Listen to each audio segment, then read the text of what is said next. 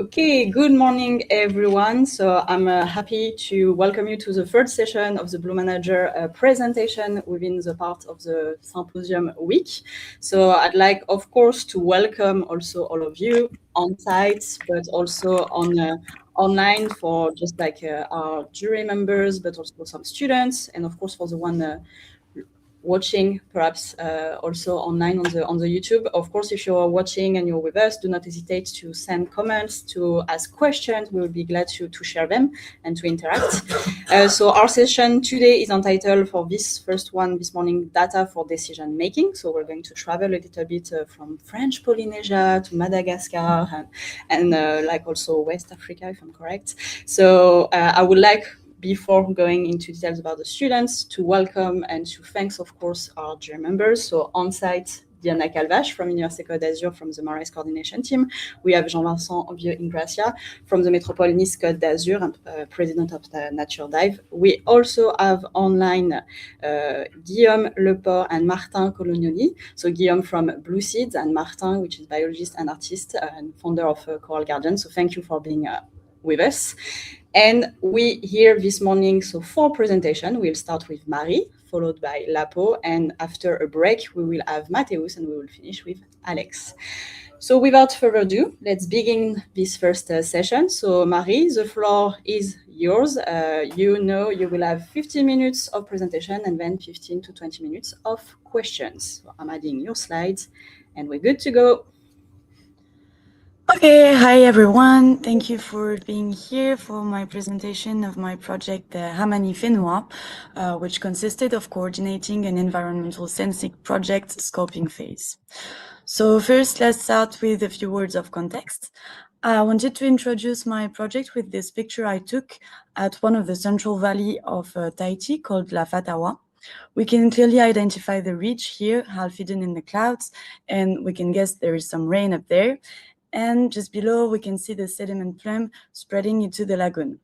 So to me, this picture really represents the ridge-to-reef continuum, which was formalized by the UNDP as the interconnection between the ridge, the watershed, and the lagoons. And so this conceptual framework is really powerful, but it still lacks some data, especially high-resolution data and continuous data. This lack of data is not abstract. It has clear risks on the population and on the infrastructure. As we can see on the picture on the left, there was a flash flood in 2023 close to Te Aupo, which cost like 1.2 million euros in damage. And on the picture on the right, some events caused landslides and caused the death of 8 people.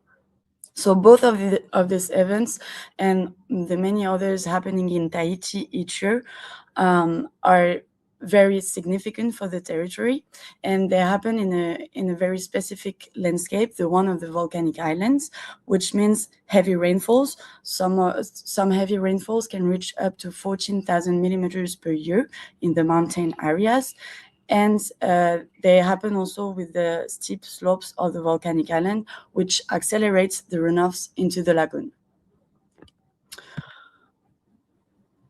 Beyond these stakes, there is another risk that is less visible but equally significant. It is the one of the degradation of socio-ecosystem, because when the river flows from the ridge to the lagoon, it also transfers lots of sediments, nutrients, and pollutants into the lagoon, which in turn impact the corals, the seagrass, and the biodiversity.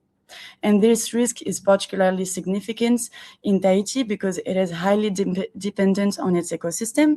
For example, we all know the lagoon-related activities, and tourism accounts for 14% of the GDP in French Polynesia. And one recent example to illustrate this dependence is the pearl farming's export revenue that declined by 60% due to lagoon eutrophication. So these pressures are also very linked to the population rates still increasing, especially on Tahiti and Moorea, and also furthermore exacerbated by the climate change. So here, the big challenge will be to densify the sensor network to better monitor and anticipate those risks. And if we take the example of the weather, we can see on the map that the weather stations are mostly located in the inhabited areas, so on the littoral, and there are no weather station in the center where the rain matters the most because it's where all the ridges are. So the ultimate objective here will be to better anticipate future environmental changes. But, and this is where the internship gets really interesting, Tahiti is not an easy place to implement a sensor network. First, because it is isolated in the middle of the Pacific, which induces more costs for the equipment, shipping costs, import fees. And for you to know, for example, 1/3 of our budget is allocated to those fees. And another factor will be the topography of the island. Because of the high ridges, some sites are very difficult to access. And last but not least, the other factor will be the mobile coverage, because when you want to implement a sensor network, you need to be able to transmit the data, and the standard way to do it is through mobile coverage. But as you can see on the map on the left side, there is no mobile coverage at all in the middle of Tahiti. Now let's dive a bit more into the project and what was my role in it. So at the center of the project lies the LoRa technology. LoRa stands for long range, and it is a communication technology based on radio waves that enables long range data transmission. The big advantage with the LoRa technology is that it has a very low power consumption, which means very low operating costs, which is of course very interesting for our project. And if we take a closer look at the data transmission diagram, we can see that you need to put a sensor, and the sensor will send the data through radio waves to a LoRa gateway that will collect all of the data. But you really need to have a clear line of sight between the sensor and the LoRa gateway.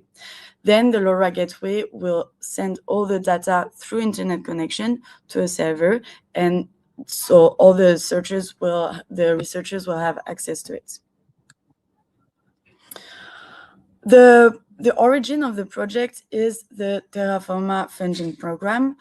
This program focuses on funding equipment, and its goal is to deploy a network of environmental sensors on different sites to study. So the consortium Amanifenwa applied to become one of these sites of study and was selected. And this initiative is composed of 3 laboratories. GEPASUT, which is my hosting laboratory, and who is specialized in telecommunication, meteorology, hydrology, energy. Secopo, more focused on the land sea continuum, restoration actions, and Le CRIOB, whose focus is mainly on coral reef, ecology, and resilience. The big advantage here to have this consortium is that they all have different expertises, and so it's better suited to tackle objective issues. It is important to note also that the main goal of the project is to do a proof of concept to prove that a low-cost IoT sensor network can be done on Tahiti and in Polynesia. But my mission was more to do the framing and the scoping of the project. So in the timeline, it happens before the deployment that will start early 2027. In order to attain this, in order to complete that project, I had several objectives. The main one was the framing of the project. So design the contracting framing document, the data management plans, all of that needed to be validated by Terraforma. Then another objective was more on the technical aspects, as I had to select the sensors, identify the sites where we're going to put the sensors, and the precise locations of the sensors. And last but not least, the stakeholders' mobilization was also very important during our project, because our success is clearly linked to the stakeholders' mobilization. If we think about the timeline, then we will have the deployment starting early 2027. And if we take a more long-term vision, the objective is to have more data for the researchers to be able to study this data, and maybe to enable future hydrological modeling or lagoon modeling, and enable the researchers to work. So the team of this project is composed of many different kind of actors. At the center, the core team of Hamani-Fénois is composed of the 3 directors of the 3 laboratories, GEPA Sud, Secopol, and Le CRIOB, with who I worked really closely, and all the researchers associated. Then, revolving around that core team, we have the identified stakeholders. It can be territorial institution or technical operators or landowners. And on the other side, we have Terraforma, who is the funding program. We have one main coordination team, and also we have different small teams that are researchers working on very innovative prototypes of sensors. Me, as the project coordinator, I was in charge of working at the interface of all of these actors, meaning sometimes having to wake up very early or to go to bed very late to be able to work with Terraforma team who are in France. The methods I've used during this project are different. The main thing I used was to conduct some interviews with the directors, the researchers, or the project team working on prototypes. And so I had to be able to speak very technically sometimes, and also to be able to talk about strategy with the directors. So it was really interesting to change the scale. And I also built some toolkits. One of them was to compare all the sensors before selecting them, to compare the parameters, to compare the precision, the resolution, the resilience also to the tropical climate. I also built other toolkits like a stakeholder mapping tool or also consumable budgeting tool. And apart from that, I also conducted some studies and some analysis, mainly on satellite imageries, which I also complemented by on-site reconnaissance. All of this work was, of course, compiled into files for it to be easily accessible to all the stakeholders. Now let's jump to the results. So how do we come from scientific interest to operational decision and commitment? The first thing was to make sure that the LoRa technology was the best suited to create and implement that sensor network. So I compared it to cellular and satellite solutions, and indeed the LoRa technology is the most suited. Then another result was on the budget and the instruments. We had to select the instruments, and so we ended up to select 8 different kinds of sensors. I've put the 5 main sensors on that slide, and we can come back to this later if you need in the question and answers. And that will end up in 70 instruments being ordered before 2027. Because we are working on the Ridge to Reef continuum, 60% of the sensors will be located in freshwater environments, but some of them will also be implemented on terrestrial grounds and some of them in marine environments. Another dimension of the results concerns the sites identification. So we identified 6 priority valleys, 5 of them on Tahiti and 1 in Moorea.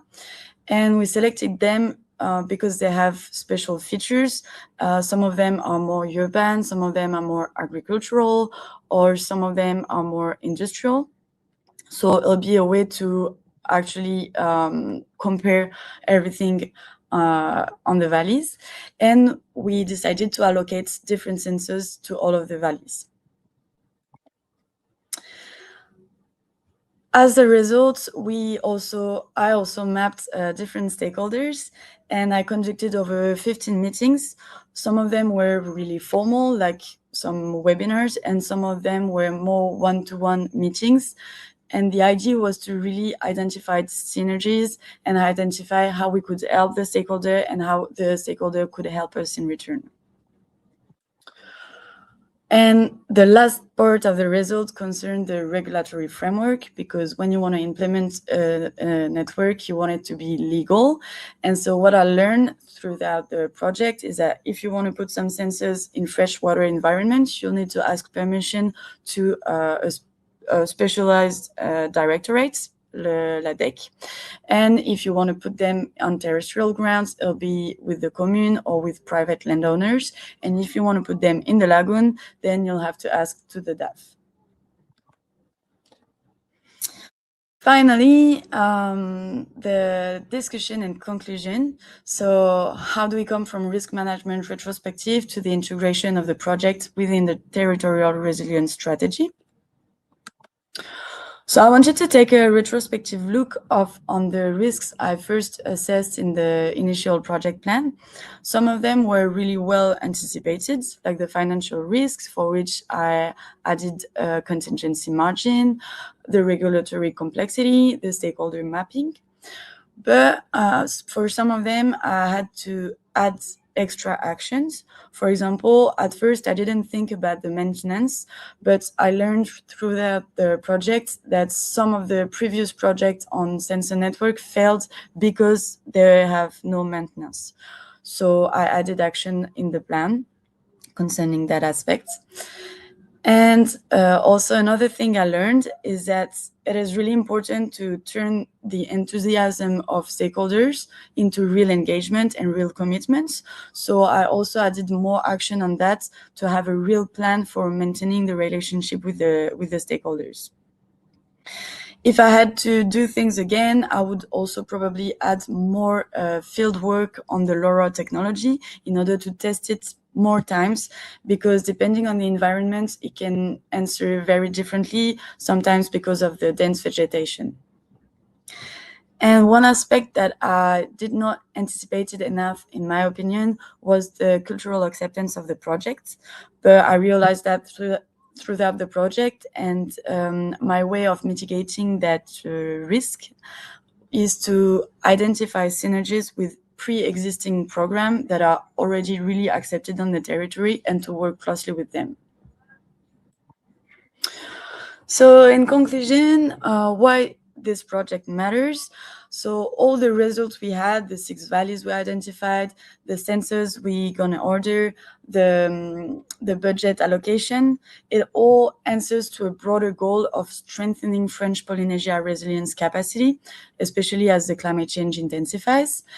And also, as we offer a proof of concept, it means that if that project is successful, we can also replicate that proof of concept and that network on other islands and maybe more broadly in the Pacific. Also, this project has the advantage of being really aligned with the Reach to Reef approach promoted by the UNDP at a very global scale, and at a small scale, it answers to a data gap. So that's also very interesting. Finally, if we want to put that project into more perspectives, Terraforma project offers an opportunity to build a proof of concepts. And finally, Hamani Fenua is a way of complementing and supporting existing projects. And so it all participates in one big monitoring strategy on the French Polynesia territory. Thanks a lot for listening, and I'll be really happy to answer all of your questions.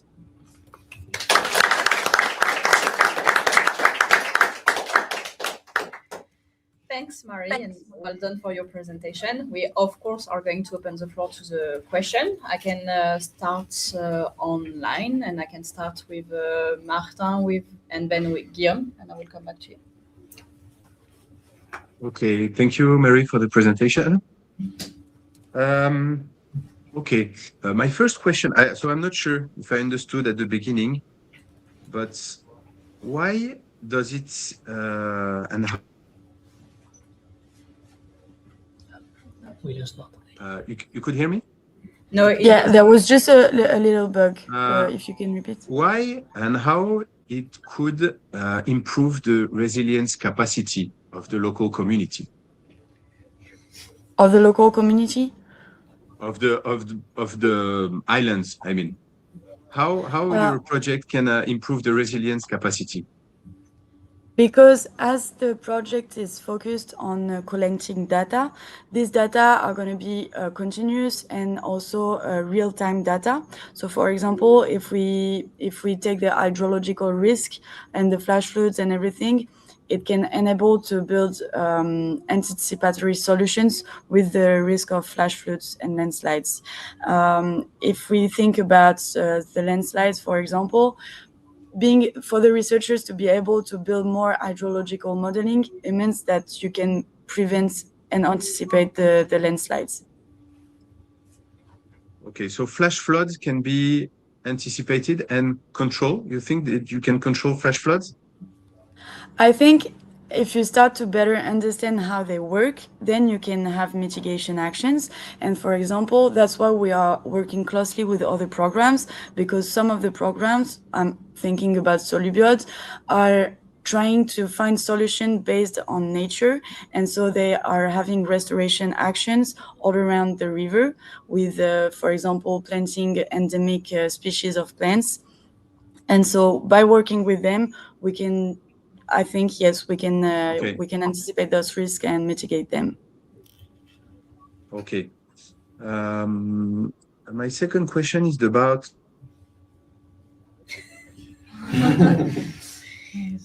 it's about. We just lost you when you say we just lost you when you say it's about. So if you can repeat. Okay. About the cultural acceptance. Because you talked about cultural acceptance at the end, but how do the local community, did you interview local communities and talk about your project and about, do you have feedbacks about this? Yes, so of course, when we did the on-site reconnaissance, we met some local people, and so we asked them, "Do you know that river? When there is a flash flood or a flood, where does it go?" And they were really interested in how it could work to put the sensor and to have more data on the river. So that's for the local that we met on the sites. But also apart from that, some of the programs here are led also by local people, and they are also very interested in the projects. So there is a good cultural acceptance, but I'd say that if I had to do things again, I would probably go first to these people. Before trying to explain what I want to do, I will go first and ask questions to them, like, what do you need? And that's something that we lack a bit at the beginning of the project, but now I think it's okay. Okay. Thank you. I think it's good for me. Thank you very much. Thanks, Martin. Guillaume, if you want to take over. Yes. Thank you, Marie, for the presentation. I have 2 or 3 questions. First, at the end of your presentation, when you talk about the mitigation of risks, you mentioned the long-term management of the sensors, which is very important to be sure that you have a continuum of data. But in the long term, when your project will be over, who will be the owner of the sensors? Is it something that will be dealt by the municipalities? They will have to pay for the management. Do you know already what will happen? That's a good question, because as we're working on a proof of concept, it means short term. So when we want to integrate the long-term vision, it is a bit complicated because we haven't done the proof of concept yet. But that's exactly why, in my opinion, stakeholders mobilization is so important, because, for example, we identified a stakeholder who is interested in having some data, and it's on his side, so he will take care of the sensor because he needs the data also. So it's also working with this in an iterative way, kind of, with the stakeholders to identify, okay, you're interested in this kind of data, so can you take care of the sensor for us? I mean, at least for the beginning. And once the proof of concept is validated, maybe we can go on a broader scale and institutionalize the whole network. That would be very interesting, and that's one of the goals. But because for example, I think that the sensor that you will put in Opuno, maybe the CRIOP can be keeping them and using them for other research purposes. But I mean, in the other valleys, it will be more complicated to follow some scientific project, and so you have to be sure that the municipalities will take ownership of it. Yeah, but what we think of this is that as long as we prove that it works and that it works well and that it becomes needed by people to work, then it will be easier to institutionalize the whole network. Yeah, and my second question is related to Martin's first question, because you said that stakeholder mobilization is key, and I would like to know more about your process of mobilizing stakeholders, especially the French Polynesia government and the municipalities. Like, how did you select the valleys where you will be implementing the sensors only based on scientific knowledge and the risks that local people know that can happen there, or it was also a request from some municipalities to participate in the project? And the second question related to that, sorry if I don't say it now, I will forget, related to the Martin first question. How do you make sure, as part of the project, how do you make sure that the data that you collect will be used by municipalities or French Polynesia government to make actual changes and transformation? I know that, for example, when I was living in French Polynesia, every raining season, the roads were flooded and a lot of buildings were not prepared for such quick amount of water, but still nothing was changing. So even if we have the data and even if we know that shit happens and bad stuff happen every year with the rains and everything, still we need a political will to make the changes. So do you have a plan, a strategic plan to push for the local decision makers to use the data for changes? Sorry, it was a long question. It's okay. Thanks for the questions. So for the first question, how did we select the valleys? The valleys were selected only based on scientific objectives. Like, clearly we identified the valleys because they had different features. One was industrial, one was agricultural, and it's really based on these grounds that we decided we would work on that valley and implement this kind of sensors. As for the second question, the idea is that the data are first going to be used by the researchers of the consortium, so CRIOP, Secopol, and GEPASUD. So we are sure that the data are going to be used because I also interviewed the researchers and I asked them, do you need that sensor? Do you prefer this one or this one? What kind of precision, resolution do you need? What parameters? And after these interviews, we selected the sensors. And so in the end, we have a broader map of stakeholders because it's not only the researchers, but we are also working with the commune. And some commune are really committed to changes. I am thinking of La Punaru. La Punaru is a valley that is very industrial and that has big issues with contaminants. And at the same time, it is really close to the city and it has big stakes. And le Conseil de gestion de la Punaru is really open to instrumentating the valley, and we're working really closely with them. So they need the data also, and they want to have the data, and they're also very willing to make change or to be not controlling more, but to understand more how it works. Thank you. You're welcome. Thank you, Guillaume. So now I'm turning to my on-site jury. Diana, if you want to go. Yeah, sure. Thank you, Marie, for your presentation. So in one of your slides, you showed us the sites you selected. So maybe I didn't understand very well.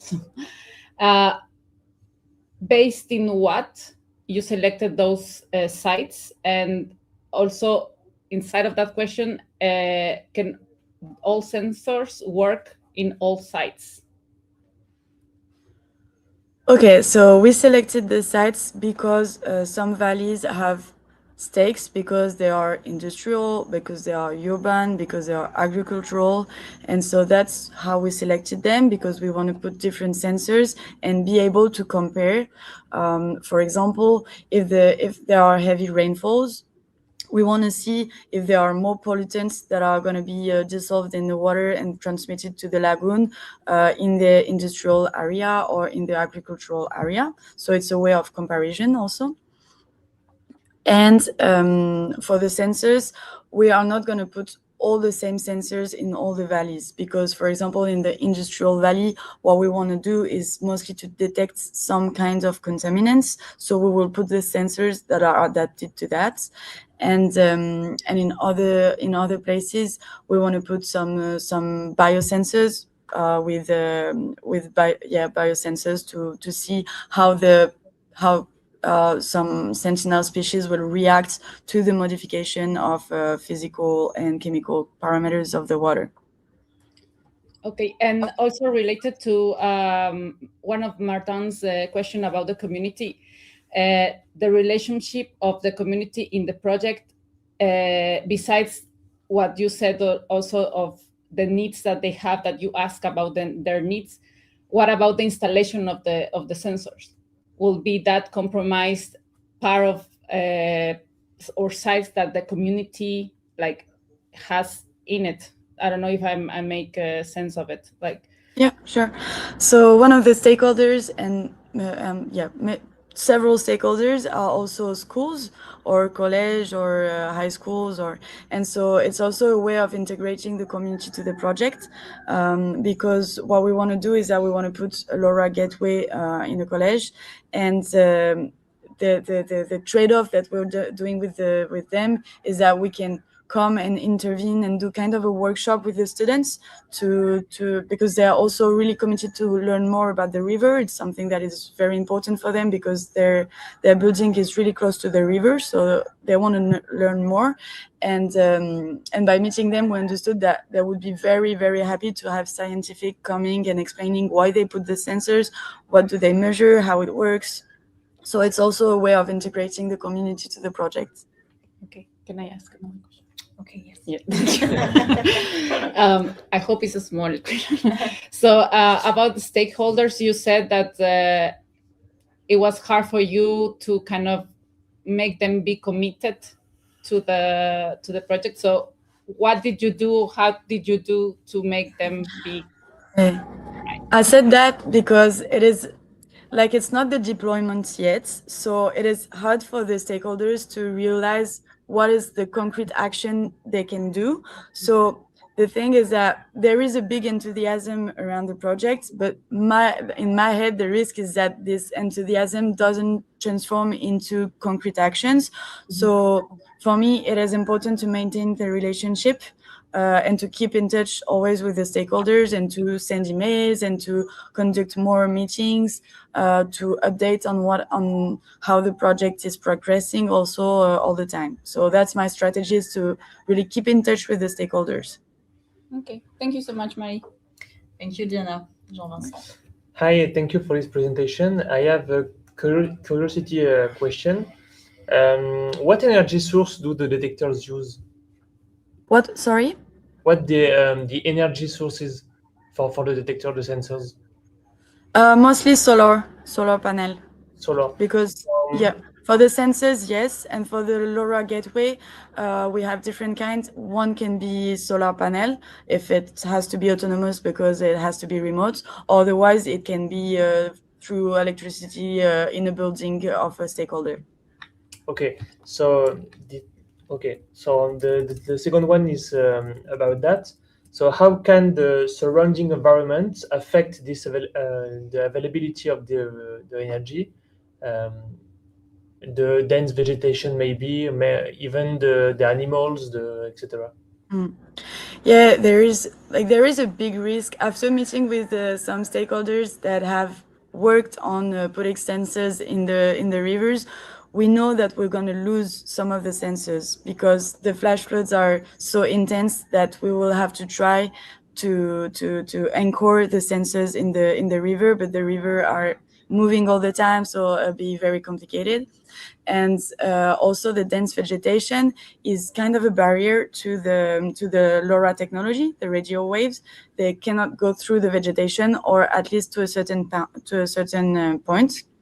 So it is also like, it's all part of the technical feasibility study I had to do to try to test the LoRa technology through vegetation, and also to think about the resilience capacity of all the sensors that I put in the toolkit, where I put because you have different kind of you have different categories of sensors called IP65, IP68 that are more or less resilient to tropical climates, to heavy rains, to sun, to everything. Okay. Can I continue? Yeah, one more. Yeah. Have there been any instances of deliberate damage to the detectors? And if yes, so how did you anticipate this problem? Yeah, so they're not deployed yet, but it is also one of the risks I've mapped because you have solar panel, because like there can be vandalism, there can be damage, but our idea is to integrate the community so that it is something seen as more valuable for the community to still be working than to be stolen or to be damaged. So yeah, the plan is to also do kind of a communication all around the project once we will start the deployment. Okay, thank you. Thank you. So I can perhaps open the floor to one or two questions from the audience if you want. Then we will have to conclude. Any questions? Yeah, of course. No? Everything is clear? Nothing to add? Okay, well, we'll just... okay. Hello, Marie.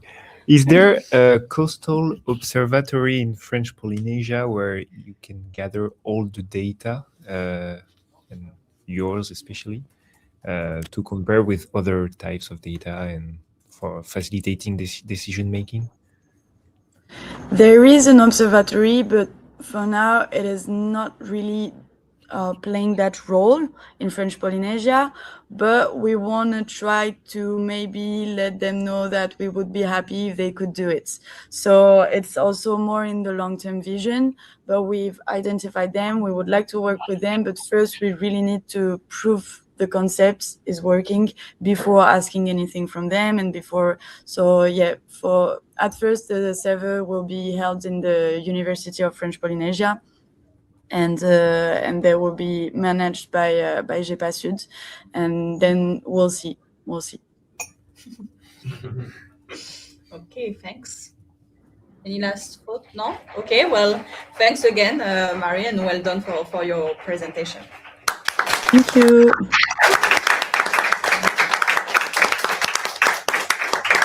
Of course, you are more than welcome to stay around for the next presentation. So we will have a labo, so just time for me to change the settings. But yeah, labo, you're up. Just for us. We'll ask anyways, I think.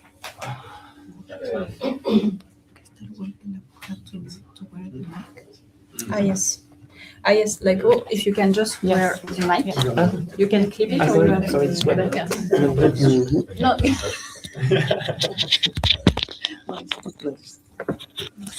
Yeah, very well. Okay. So give me 1 second, I will put it full screen.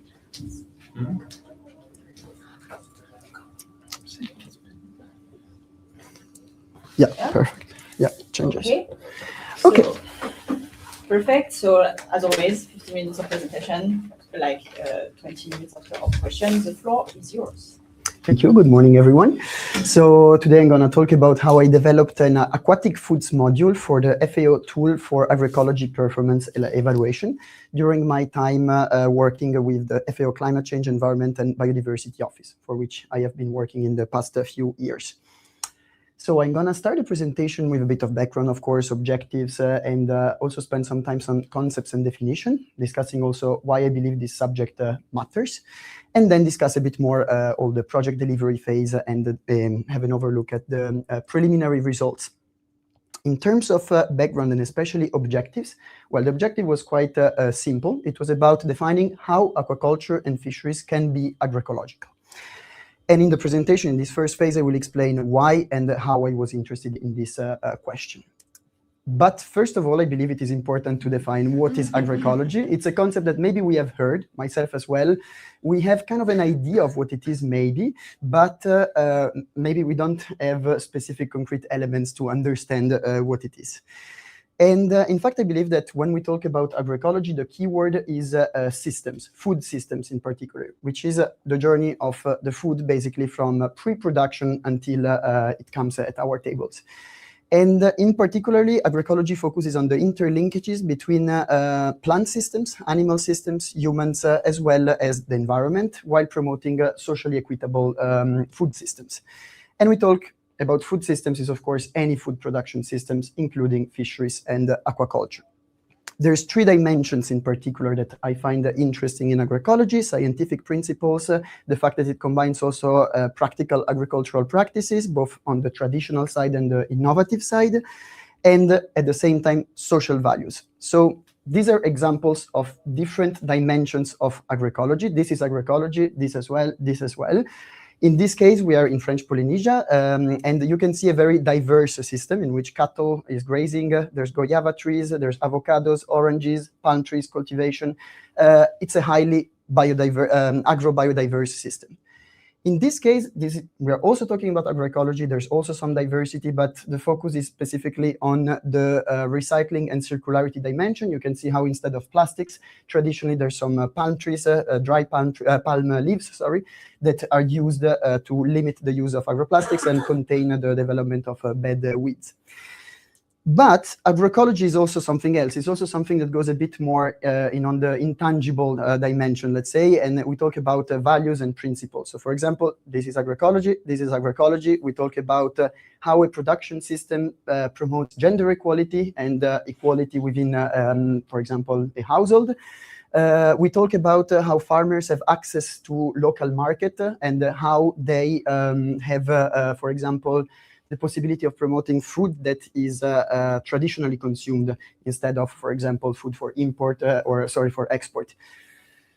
In FAO, we define agroecology around those 10 pillars or elements, as we call them, and there's 5 more technical elements that cover again technical aspects of production, such as diversity, how a production system promotes synergies between the environment and production, how it is efficient, how the recycling aspect, as we saw, is included, and how the resilience of a system is promoted by these practices.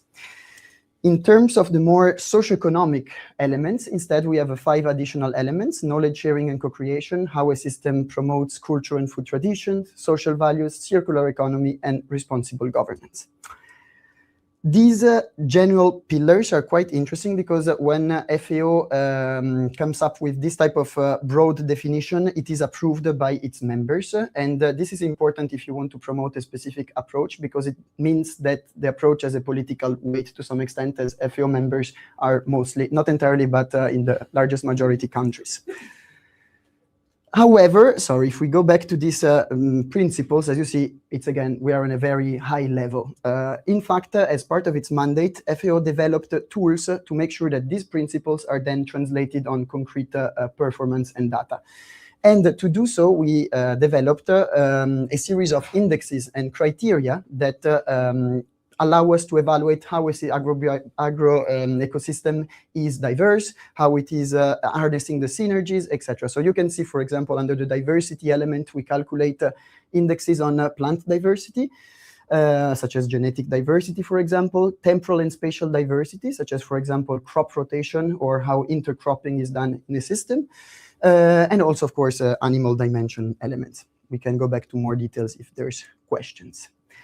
But observing those questionnaires, those tools that have been developed by our teams, I realized that the questions were really not adapted to aquaculture and fisheries. If we talk about crop rotation, how can you go to an aquaculture farmer and ask him what he's doing on this?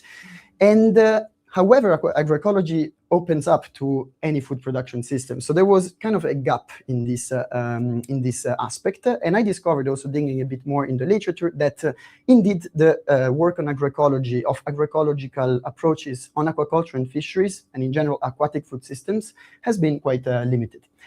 So there was a good research case for myself, and I believe that this opportunity was indeed that of tailoring the tools we had in FAO to these aspects, responding to what the literature was raising as a problematic. And well, I had my research case to some extent, but I also want to spend a moment on explaining why I believe this matters. I believe it matters because agroecology is, first of all, a tool for climate resilience and farmer empowerment, because it gives really value to to the practices that the farmer wants to promote, and how it's perceiving that the production system impacts his household and surroundings, communities. Because aquatic foods were ignored by, again, this discipline, so I believe that there was a gap to fill, as I already mentioned, and also because I believe that by saying that a system is agroecological or not, even if it's an aquatic food system, it can add value to some extent to the system, because it's then easier to access funding, for example, for promoting these virtuous practices, or in general highlighting that what is a good way of producing with respect to all these interconnected systems that we discussed about.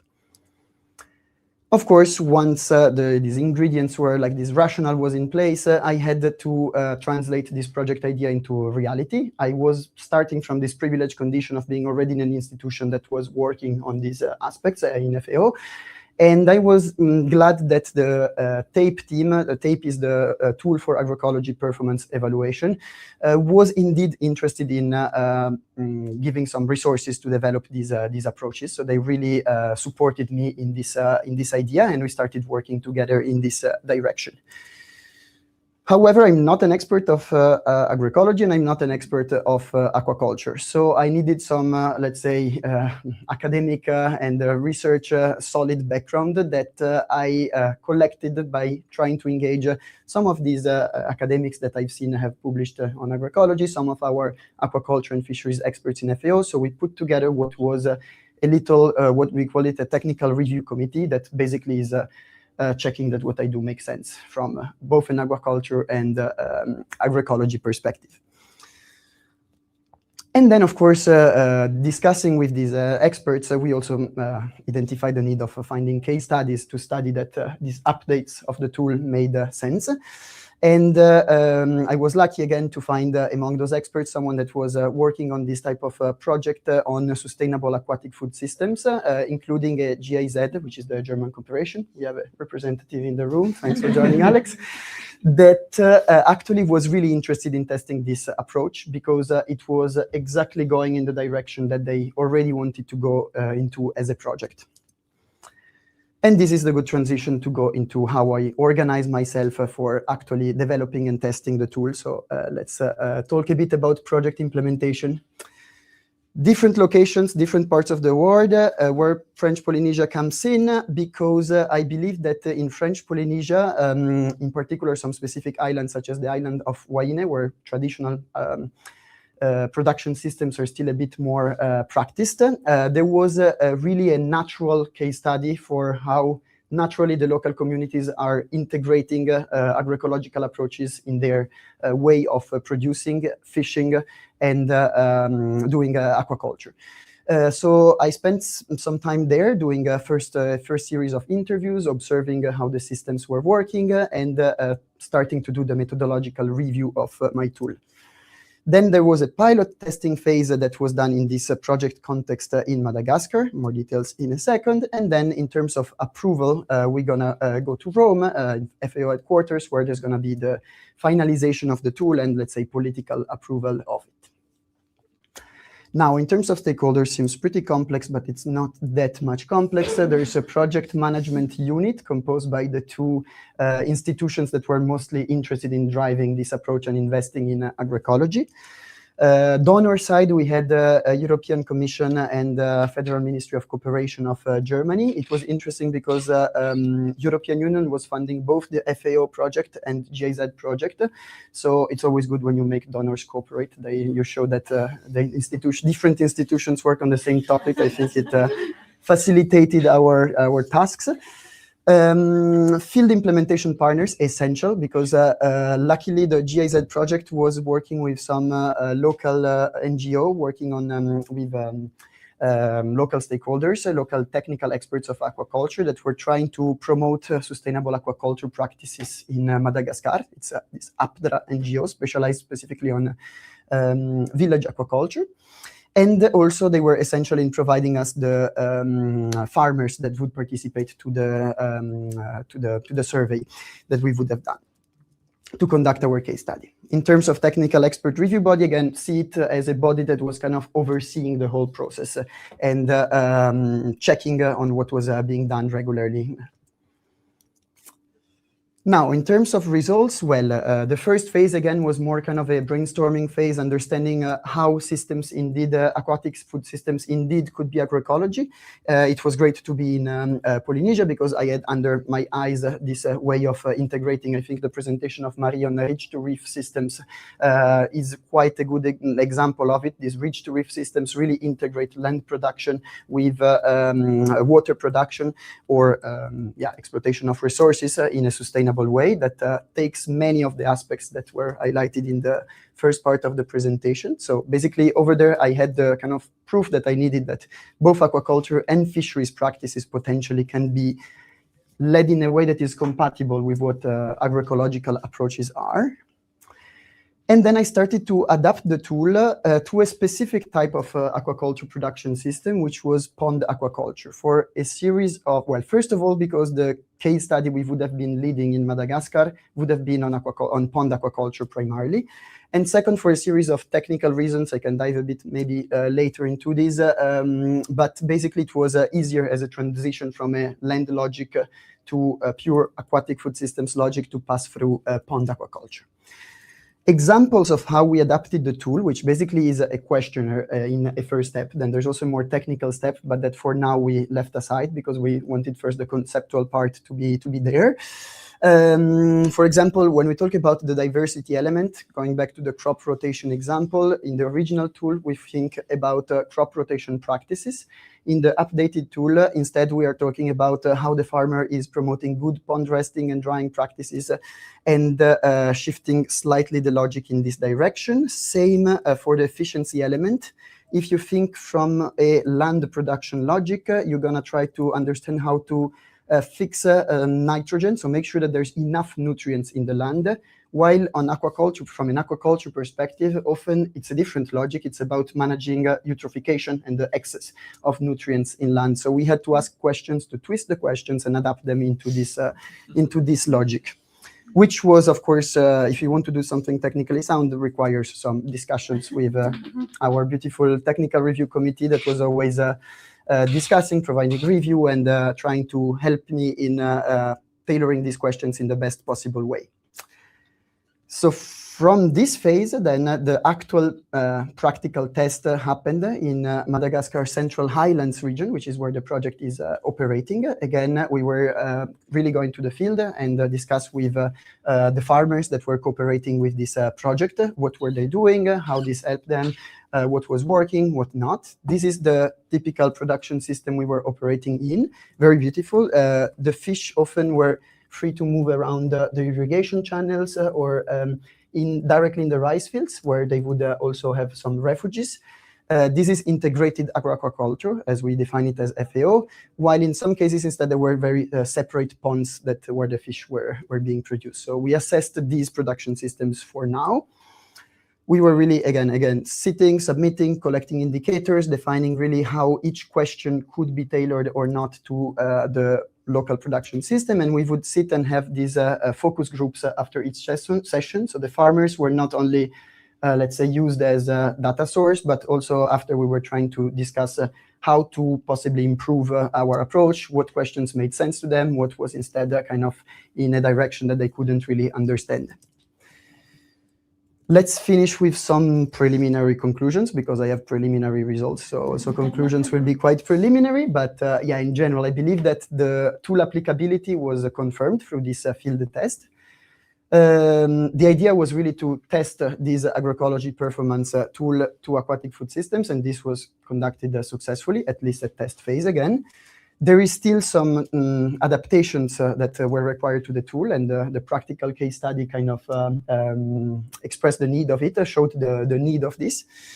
The engagement of farmers was quite positive, and this was really important for us. They were happy to participate, and they were considering it something adding value to what they were doing, trying to understand better what they were doing. And in terms of larger level findings, I would say that yes, in general, adaptation of agroecology to aquatic food systems is something that is necessary, is possible, and that the tool that we have at the moment with some specific adaptation could indeed work to measure this type of systems.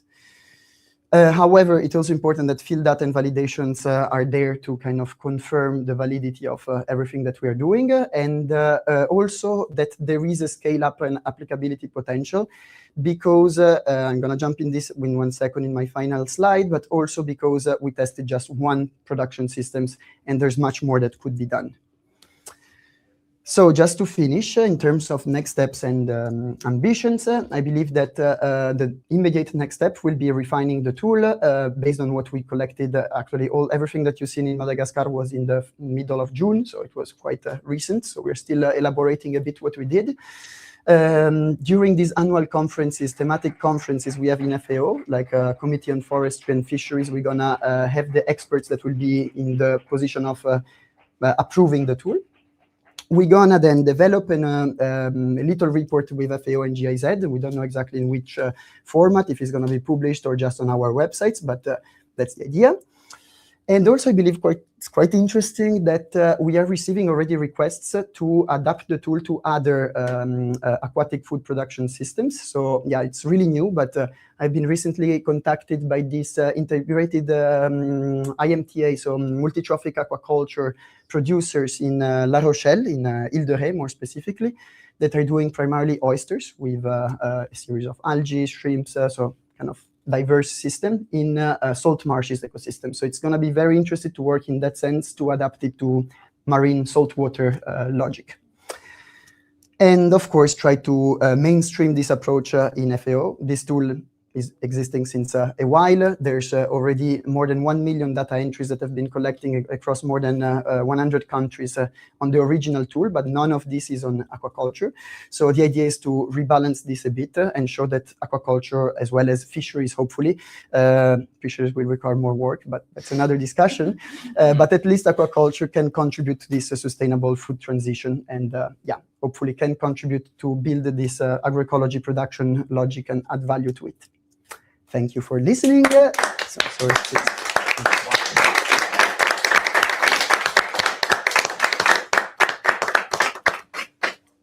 thank you, Lapo. Well done. Of course, I will open the floor to questions. This time I will do it the way around. So I guess I will start with you guys on site. So Jana, if you want to open the floor. Thank you, Lapo. Congratulations. Excellent presentation. I really like it. It's more out of curiosity. What challenges did you face at the moment of speaking to the farmers? Were they shy? Were they very open? Because sometimes it's a bit hard to kind of approach them at the moment of asking certain questions. So that how it worked for you, and if it was a difference also in the two sites, like French Polynesia and Madagascar. Mm-hmm. How is it? Thank you. Yeah, no, it's two very different approaches. In Polynesia, it was more an exploratory approach. So it was kind of individually reaching out to the farmers, while in Madagascar, it was very helpful to have this structured approach. They knew the NGO they were working with. So we were kind of hosted in their houses, and they were really ready to talk with us. In general, people have been very open to talk in both the case studies, let's say, and I was surprised by how happy and pleased they were about discussing about these topics, how they were producing. I think it's a very farmer-centered tool, so this facilitates. But of course, there's different reactions in different contexts. Like in some cases, of course, translation in Madagascar was kind of a really big problem. They don't speak French, which is the working language in institutions. We had translators, but of course, sometimes it was more difficult. If there was some misunderstanding in the question, there were some kind of risks in terms of how the translation would actually happen, what was the feedback. Some farmers were really positive of showing what they were doing, really happy about showing what they were doing on their farm. Some others were a bit like, okay, you're taking my time, it's good. But the question is quite, it's about 2 to 3 hours of discussion with the farmers. It was kind of half day of work. If we still half day of anyone of our work, I think we would be a bit. So yeah, some of them were a bit more, in a rush. But in general, there was really this, this nice and appreciation dynamic. I would say, yeah, these time concerns and translation issues were maybe the biggest challenges. Thank you so much. Thank you. Yeah. Thank you for this presentation. Maybe I missed the information, but why not try it in Polynesia for the field session? Maybe another island in Polynesia, and why do you choose to go in Madagascar? Yes, good point. The original idea was exactly what you mentioned, test it in Polynesia. I had also identified a project that was interested in testing this approach in Polynesia, but ended up that the project was not really ready to test it. It was not already practicing. I could have tested it independently, and this is what I would have done in case there was not this opportunity in Madagascar. But having a structured approach in terms of project would allow me also to have a more uniform data set in terms of farmers, because they were all doing the same production system. They were all ready, let's say, to some extent to, they were all kind of advanced enough to be able to test properly each of the parameters. In Polynesia also, most aquaculture was traditionally promoted, but now has been, there are some experiments of conventional aquaculture practices, but traditional aquaculture practices have been a bit lost, and it's mostly fisheries that are done in what we can define an agroecology way. And I really wanted to focus on fisheries, but for my team, it was a bit of a too big step, because when we talk about aquaculture, we talk about a production logic. When we talk about fisheries, we talk about a capture logic, and this was a too big step. We need more transition to reach that. We would need more bigger changes in the questionnaire that we were not yet ready to approach. So hopefully in the next phase. Okay. So I read your paper, so I have just read my question. In your finding, you observe that farmers often provided significantly different responses because of their interpretation of your question, yeah, and the way they understand. So why did you ensure that this accurate for the final score at the end, because of the biases, the possible biases? It was in part because of how the questions were asked, and also because we were updating the tool as we were discussing with the farmers. And that's why we will not use this survey for statistical purposes. So there is a statistical database in which all the data entries are collected. But in this case, it was not standardized enough because we were not yet ready also with the questions. Sometimes, especially at the beginning, usually how they apply the tool is that they go in a place, they train the enumerators that will collect the data, and then there is a pilot phase, and then there is the actual large-scale application of the tool. So you interview, like, let's say, hundreds of farms. So also you uniform a bit, like, the outliers, the data mistakes. In this case, we had only 20 farms. It was too few data, and we were basically doing just the test phase. We could not do the actual phase. So I think there were some mistakes in interpretation of enumerators, and some questions that at the beginning were not really clear to the farmers. Yeah, it's always the case. Yeah. And during your field mission in Madagascar, you revealed a clear distinction where rice is food, but fish is money, is cash. So how does your tape module capture these differences between the way they develop the production? Because for the terrestrial is not always, but majority for eating. Yeah. And the fish is more between cash, money, and to sell it. So this is the different way to develop. Yes, it's specificity of that production system. In many cases, I believe on coastal communities, also fish is a key staple. But in the case of Madagascar, indeed, I just contextualize for who has not read the paper. Indeed, the fishes are like the main source of income, while everything that is produced on land is mostly for self-consumption. So basically, it's a way of diversifying income, which is something that in terms of diversity is captured in the tool. The fact that there is this, like the more you differentiate your production, the more you're gonna be likely to be resilient also to potential shocks. The fact that they have, they sell fishes, that they have some concrete cash, then it's something that allows them to be more available to resilience. So resilient to shocks such as, for example, a drought that could impact their production in a year.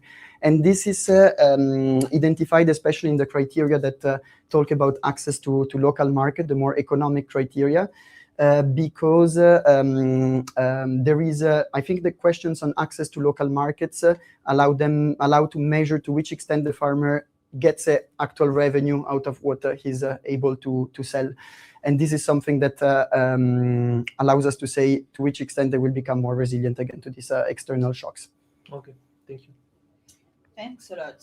Okay, so I'm opening the floor to Martin, and we will finish with Guillaume. Thank you, Lapo, for the presentation. I would like to ask you what you... So in TAP, TAPE, it's the P for performance, right? Yeah. So can we talk a bit more about the performance? Please. Yes. It's how a production systems perform based on the 10 elements of agroecology that we have defined.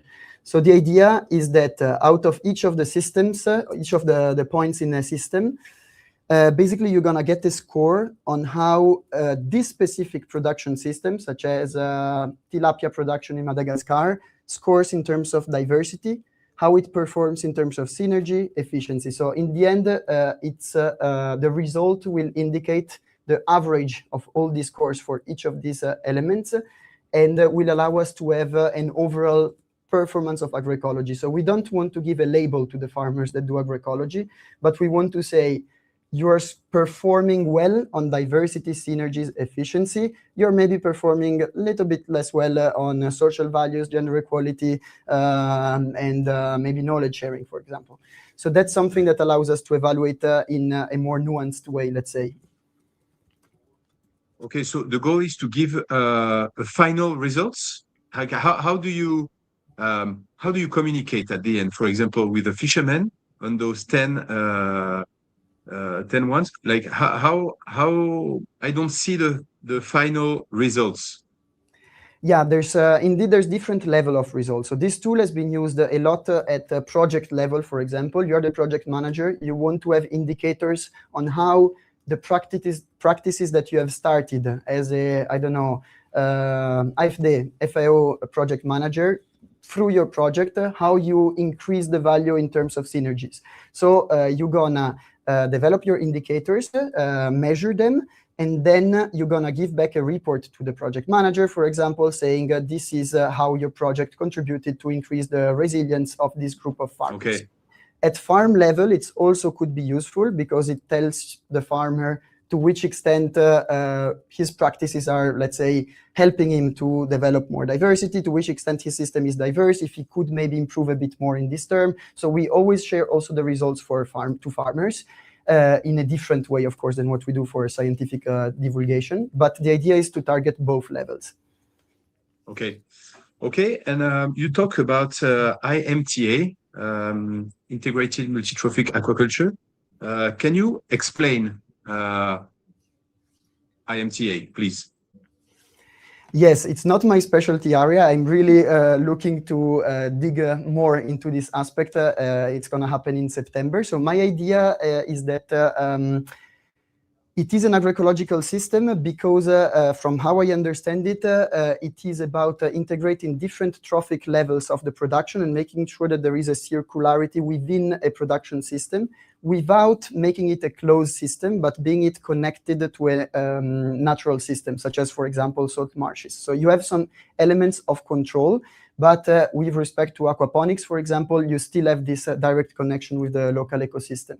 And in terms of different trophic levels, it's of course, for example, the fishes that fertilize the soil. So you have algae that produce the oxygen that in turn is necessary by the shrimps, for example, or and the oysters at the same time acting as filter feeders, taking the example of these oysters producers. And I believe that we call it in different ways, but to some extent, IMTA responds to what are some of the principle, at least the technical elements of agroecology. Then, of course, maybe it's done in a very intensive way, and not a very intensive, but in a very commercial way. So to some extent, by farmers that have that perform very poorly on other criteria. But in general, I believe that there is some potential in testing it in this direction. And so the example you showed for Madagascar, the ponds and the rice and the fish, is it an example of IMTA? I believe maybe it's not responding to all the criteria because I don't know enough what are all the criteria for IMTA, but I believe to some extent, yes, because the fish fertilize the soil and enrich the nutrients that the soil needs to then produce rice in a better way, allowing to avoid external fertilizer application, for example. So yeah, and it's in its maybe lesser extent than the other example I provided, it is also about IMTA. Okay. Thank you, Lapo. Thank you. Thank you, Martin. Guillaume? Yes, I have one main question related to once again to the first one that Martin asked. So Martin is stealing my questions all the time. So yes, let's say that your tool for agroecological fishery and aquaculture is validated, then what happens and how is it concretely used on the field? I'm a farmer, I'm an agroecological fisher or aquaculture farmer. What is the benefit for me of using this tool? Is it something that if I have a good grade, FAO can provide me some funding of some grants? Will you help me? Will you provide me technical assistance maybe to change my practices towards more agroecological stuff if I don't perform at a higher level? What is the real purpose for a farmer of such tool? Yeah, really relevant question. It allows me to expand a bit on what was said before indeed. So the idea is that it depends what type of farmer you are. But let's say you are a farmer, for example, like this collective of farmers in La Rochelle, they want to access some funding. So by saying that their system is promoting some good agroecological practices, we know that there is some funding dedicated to agroecology projects, especially in France, Switzerland. There's a series of countries that are really trying to promote this way of producing, and they're willing to provide funding. FAO, I wouldn't like, no, it depends. Of course, not in La Rochelle, but in some countries, you may also be integrated as a project. You can say, hey, we are already doing this. We would be happy to be part of this initiative and be the pilot, for example, and improve even more our systems. It's more likely that maybe you gonna be selected to be part of this project, or you can also, of course, try to be engaged in one of these initiatives. Of course, if we talk about developing countries, it's gonna be more from maybe it's gonna be more with the cooperatives that we're gonna work instead of the individual farmers. And then through the cooperatives, we reach out to the local smallholders. While in France, of course, or in other countries in what we call global north, maybe, you can also potentially have a demand. Like in general, the tool is demand-based, so it depends on the institution. It can be GIZ that is developing this project and wants to have some more indicators. It can be the individual collective of farmers or association, depending on what is the stakeholder. But in general, we operate when there is a demand. And if there is a demand, it's because there's always some aim to maybe understand what you're doing, but also access funding. Thank you very much. And so if let's say that the farmers that are who are contacting you are not performing in some indicators and they are willing to shift towards more agroecological practices? Do you have some technical assistance based on this tool to help them transform their practices, or how does it work? This, yes, in the sense that usually, like already through the tool, you have a sense of where you need maybe to intervene. Then, of course, if like the good thing of FAO has a lot of challenges because it's a big bureaucratic organization. But one of the interesting things is that there is a series of very specific experts in a bit in very differentiated domains related to food systems. So if you need, for example, to develop this specific parameter on, I don't know, water quality, you're gonna have access to the aquaculture expert that can help you on this, the agronomist that's gonna be able to help you on this. Of course, it's like it's demand-based. If it's a project, it's the project that funds. If you're an individual farmer, usually it's better if you work through private organizations rather than something as big and sometimes inefficient institution. Thank you very much. And one last point. Do you know the French researcher called Didier Gasquel? Have you heard of him? No. Okay, so you should. Yeah, you should. Because no, I was thinking about him because he a few years ago he wrote a book called Pêche Ecology, which is fish ecology. So it's an entire theory about agroecology for the sea, and he's the one guy in France talking about this topic. So if you want to pursue on this track, and especially if you work in La Rochelle with some people, maybe you should contact him and read his book because he could be of interest for you. Didier Gasquel, just if you are interested. Thank you so much. I definitely will. Thank you very much. Thank you, Guillaume. And be prepared. Next time you will be first before Martin. Okay, so I can open the floor, of course, to some questions. We still have a few more minutes. Yeah. I mean, Lapo, wow, seriously, this is amazingly cool. Two questions regarding a few aspects. So first of all, focused on this slide here. I used to work at Rainforest Alliance, so they do like certifications, kind of like, yeah. So one of the problems that they have their own thingies, their own principles. They go to a farm, they apply their principles, they give feedback on how they could do it better, but they always have to go back, right? They always have to recertify these different farms, or the farms have to kind of recertify themselves, but let's not get lost in technicalities here. How does it work for FAO? Is this like a one and done thing? So I, as a project manager, apply this and then I say I'm finished, or how does that work? Is there like a reapplication process? Yeah, it depends what you want to do. Like in general, many projects ask us to use this tool maybe at the beginning of a project, and then at the end of the project, they're going to remeasure what has been done. And they're going to have the difference in the scores, maybe if some parameters change, if something still needs to be changed. So this type of application. But in general, I have to say that most of the cases, it's maybe the ministry of a country that asks you to make a large-scale survey of all the farmers in a specific, I don't know, for example, not yet on aquaculture, as I said, but for example, on, I don't know, avocado production, just an example. And you're going to have a relatively large-scale application to see in general how the production system of avocados is agroecological, compatible with those systems. So it's a one-shot survey, let's say, that gives a general idea.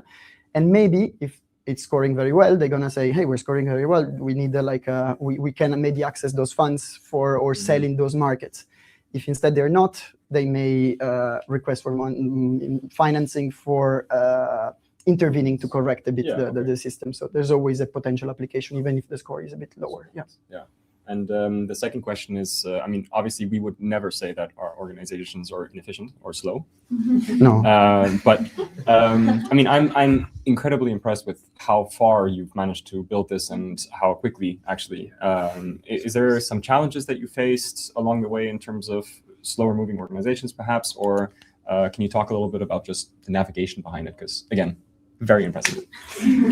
Yeah, you need to I guess sometimes you need to be proactive, especially when one institution can be slow. If you work with two institutions of this kind, the GIZ and FAO, it's double slow potentially.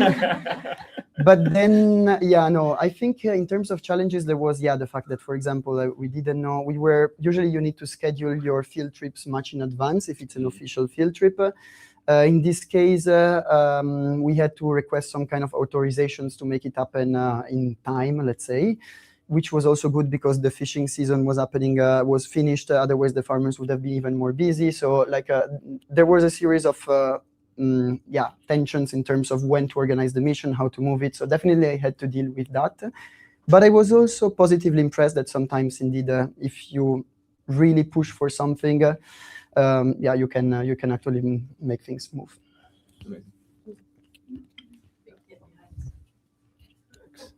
Yeah, thanks, Lapo. I have a question related to Guillaume's question, the first one, about the local application of the results, right?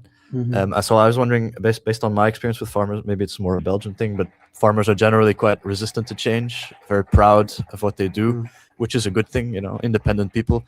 But do you think the minds have like ripened enough in the places you visited that they would accept this outside information and change their way of doing things that maybe they've been doing for generations? Or is it too early for that, you think? Yeah, it's context specific, of course. In general, I have to say that in the countries I have visited, there is always, maybe because there's so little in terms of tools, technology, practices, it's very simple at times, which sometimes is what makes it better, but also makes it more willing to accept and learn, receive what maybe you can get.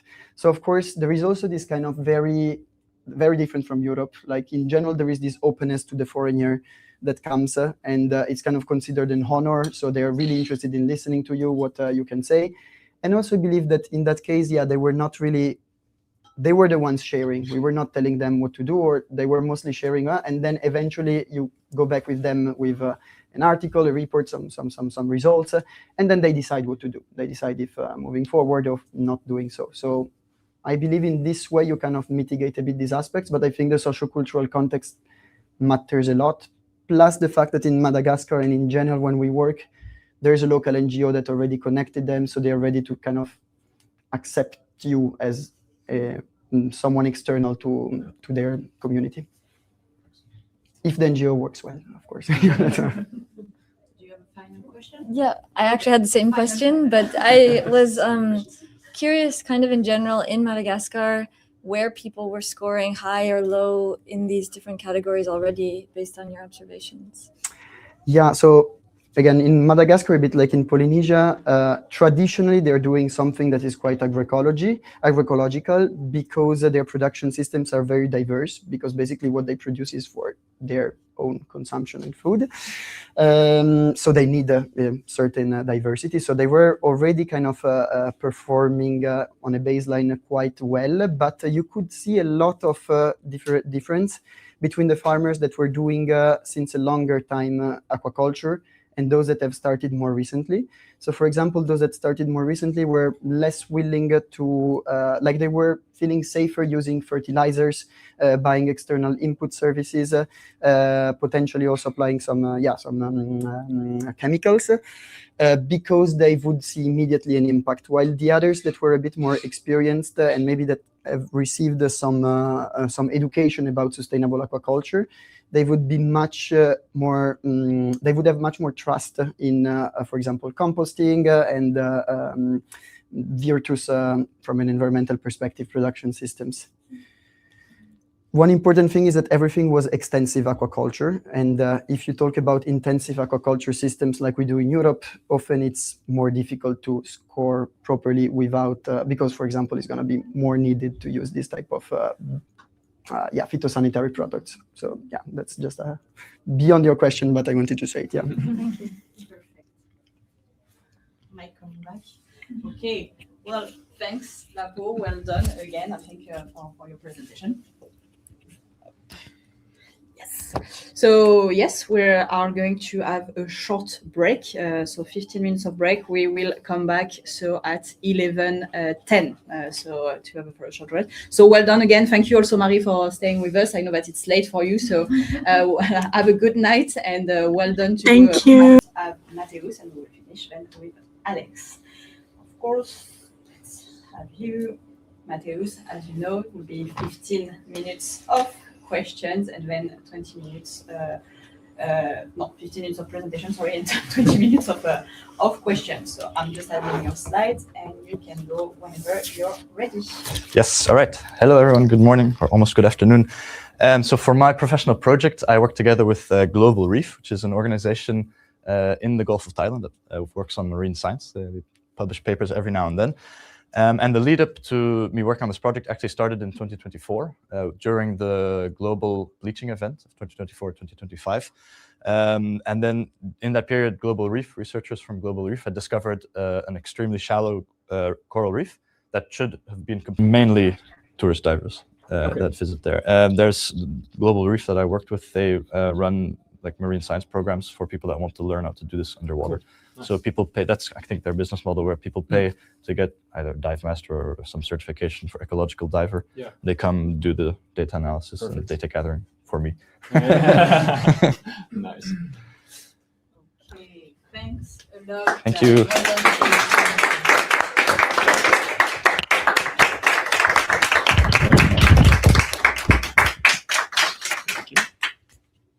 Can I say shit once too? Sorry? Can I say shit once as well? Or is that going to be minus points for that? It's already recorded like live and here, but it's good. Oh. You already did it. That's a shame. Yeah. We will read this point. Nice. Just going to check. This is working. Some spoilers. Okay, so right. We're going for the last presentation of this morning session. So Alex, the floor is yours. I'm putting your slides on. It's a good thing. As you know, 15 minutes of presentation, 20 minutes of questions. Perfect. Let's go. It's a good thing we're doing the very technical one right before lunch. Bear with me, guys. I've been working on a project that we've called Two-Way. Essentially, I've been trying to figure out how we get information to and from local, remote, ocean-dependent people across the Western Indian Ocean, specifically in blue economy contexts. So I want you guys to kind of see this as a story first, because again, it's very technical, so I want to try and sell this a little bit better. So I want you guys to imagine Abdul and Daniel. They are fake people here, but they're based on real people within a multi-stakeholder network that I'm working with, and we'll come to that in a little bit. Abdul is a seaweed farmer in Mauritius. He speaks primarily French Creole. Daniel is a fishing entrepreneur in Kenya. He took over his father's fishing business, but decided to transition to seaweed farming because of the very rapidly dwindling fish stocks in these areas.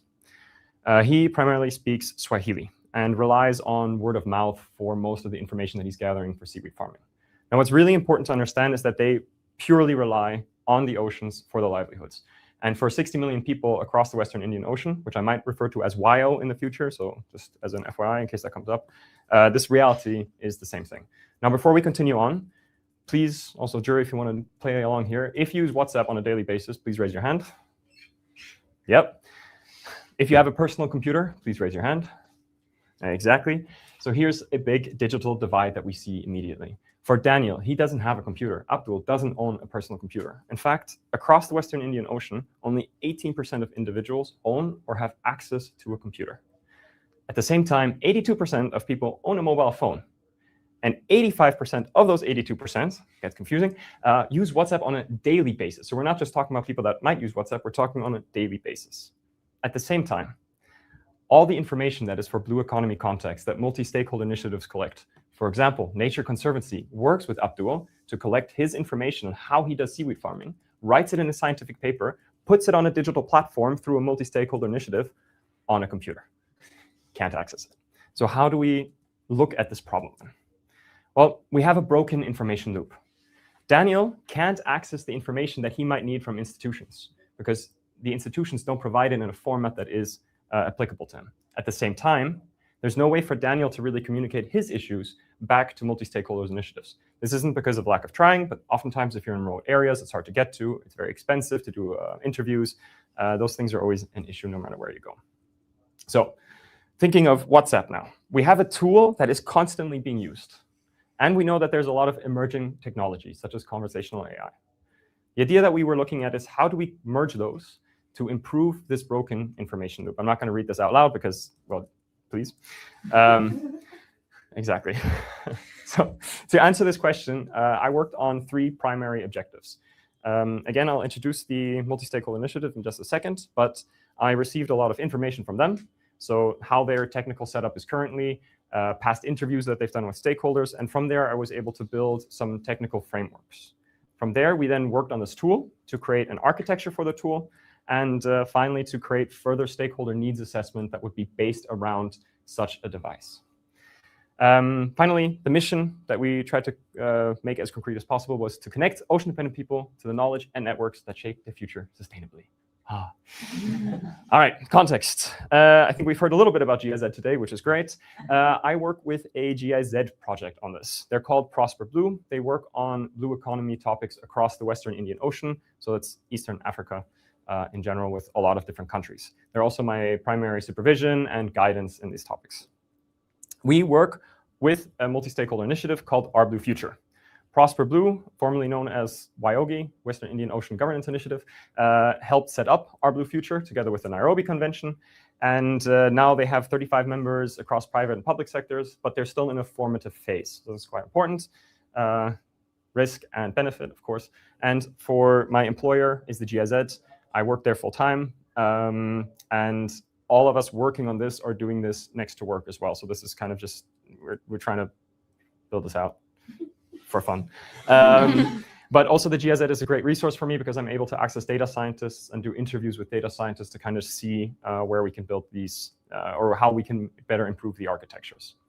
So how can you guys understand what I'm talking about? Let's talk about Daniel again. We wanted to do stories. So Daniel speaks Swahili. He gets a number, either from his local network. Perhaps he hears it on the radio. Perhaps he sees a poster about this weird WhatsApp number that will support in blue economy contexts. He writes a question in Swahili. Everything in gray here is very technical, and Daniel doesn't see any of this, so sadly you will have to. First of all, the message is routed. This just means that basically you send a message, we need to get that information, and it's given to a business service provider. They take care of all the messaging stuff, so we don't have to deal with that. At the same time, this is where privacy stripping happens. So we make sure that any identifiable information is removed. If you guys need a question later, ask me what happened to Strava. From there, we go to something called an orchestration layer. Two nerdy things happen here. The first one is what's known as RAG, Retrieval Augmented Generation. It is one of the most important concepts in AI development at the moment. Essentially, well, simply put, Daniel asked a question about diseases in seaweed. Abdul has written about diseases in seaweed before, and this knowledge sits somewhere in our knowledge repository. A mathematical matching is done from the question to the document that sits somewhere. What this means is that very specific information can be pulled and matched to Daniel's question directly. Essentially, you're not trying to get generic answers. You're getting sourced information directly to the user, which is context dependent, doesn't hallucinate mostly, and is much more relevant to the actual user at the end of the day. This information is then given to another specific translation, open translation LLM, like ChatGPT. Well, not like those, but as in LLMs like those, and is translated into, for example, Swahili again. So again, Daniel sends a message, gets a reply. All of this he doesn't see, but he gets specific information about his topic with sources to the document where he actually got it from, or where the AI got the information from. But we also have outbound. So Daniel doesn't ask a question. He instead says, hey, I've been having problems with a barrier to investment in XYZ, or I'm having trouble with these diseases here. There's a disease outbreak, or the fish stocks are beginning to become impacted. Same thing happens, magical text stuff. And we do an extraction of this information, and we map it. So we can create dashboards out of this. And imagine that 300 people are using it. Imagine 3,000 people are using it. You can get unbelievably accurate information about the issues that people actually face in remote areas that you otherwise would not have access to. And this is all technically feasible, which is cool. Yeah, it's known as citizen-generated data. It's obviously a big topic and the name of our lovely session at the moment. Again, just as the architecture in full and where the name two-way comes from, we're reliant on WhatsApp as our primary driver, but at the same time, we constantly have two flows, so outbound and an inbound flow. Sorry, no more stories with Daniel. Now comes the really bad stuff for you guys, but it's technology choices. Don't worry, I'm not going to go into all of them. A lot of this is informed through case study analysis that I'll touch briefly upon. But again, retrieval augmented generation is the most important aspect of this architecture. It reduces hallucinations by 40% and above. So for example, a case study that I looked at was up to 90% reduction of hallucinations from normal chatbots, which is crazy. And most importantly, the answers are grounded in very context-specific documents, which if you're trying to inform somebody about scientific information, you better be specific about it. Because if you ask questions about seaweed farming and have diseases in seaweed farming and then end up getting diseases in corals, it's not going to help you very much. So the case studies, there's actually quite a few different ones. I've tried to highlight 4 here. I'll talk about like 2 or 3 now. WashSap is the first one. It's a hygiene app in rural Africa. Super cool. People can chat to this, to a bot basically that tells them scientific information about how to improve hygienic things, everything from hospitals to washing your clothes. Super, super interesting, massively great accuracy, and incredibly strong user acceptance, which of course for a tool like this is the most important part. If nobody's using it, what's the point? The other one I want to talk about briefly is PolicyBot.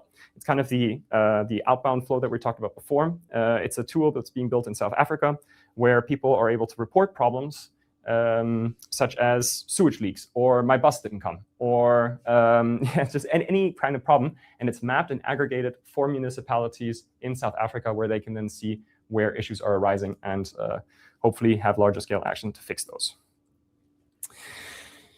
Even more fun things, financial aspects. Again, you can ignore most of the numbers for now. What's important is that these are scalable costs. One of the biggest issues that I've seen for multi-stakeholder initiatives, and I'm not going to name any names, they'll spend unbelievable amounts of money on a digital platform that is computer-based, has cool information, has pretty graphs, gets 3 users a month. Not what you want.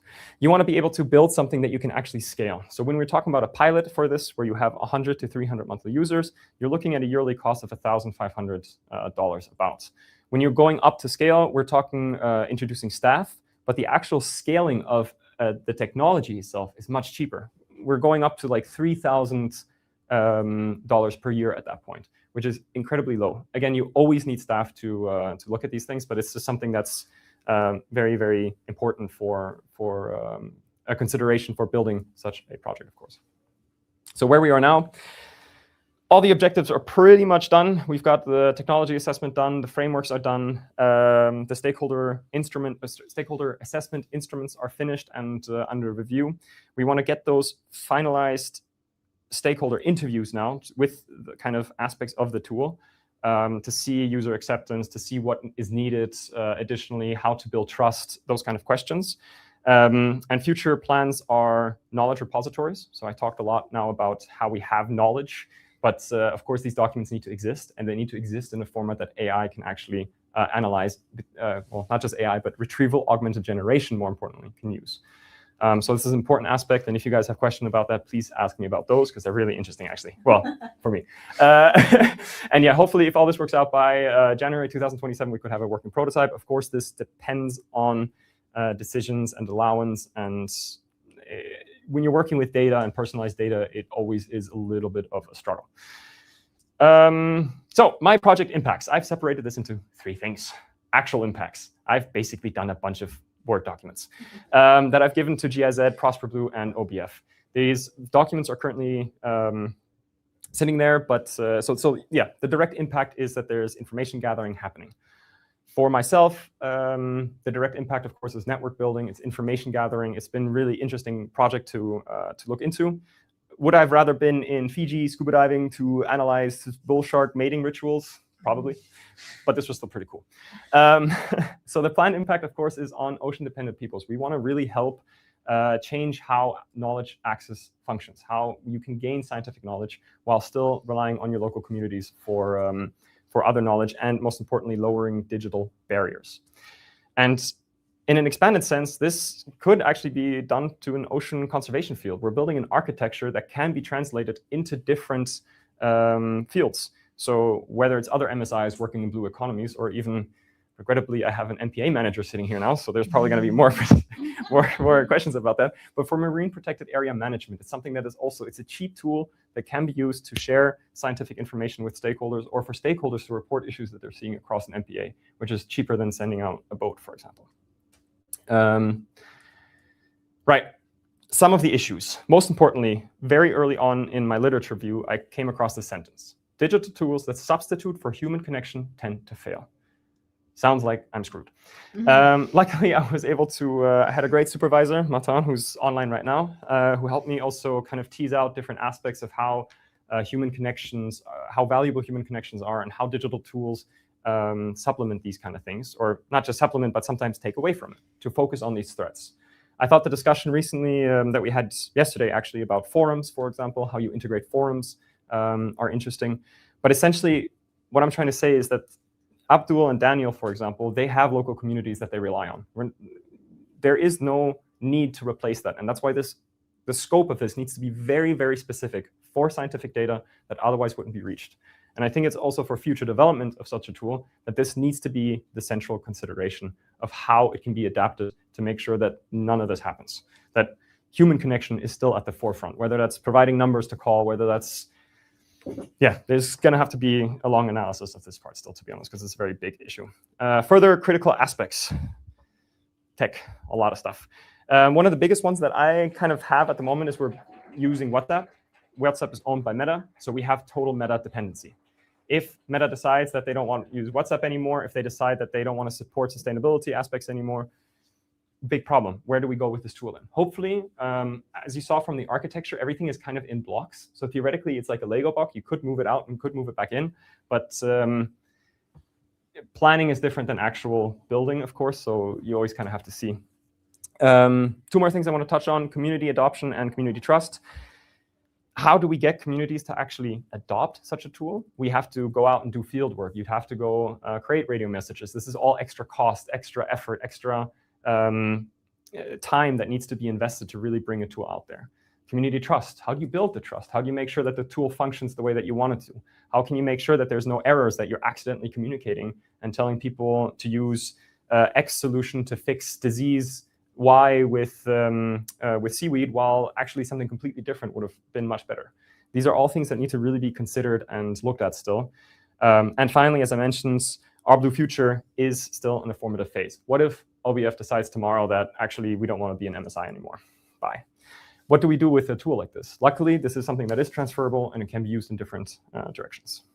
So if everything works out, Daniel can ask a question to a WhatsApp number, get scientific knowledge back, and at the same time be able to communicate that with his own community and promote blue economy aspects within his area. On the other hand, if he sees issues and he has issues, he can report these issues. It is aggregated, mapped, and shown to multi-stakeholder initiatives, to governments, to whoever has access to this data, which hopefully is not too many people, and hopefully inform blue economy decision-making to create a sustainable and inclusive blue economy in the future. Thank you guys very much.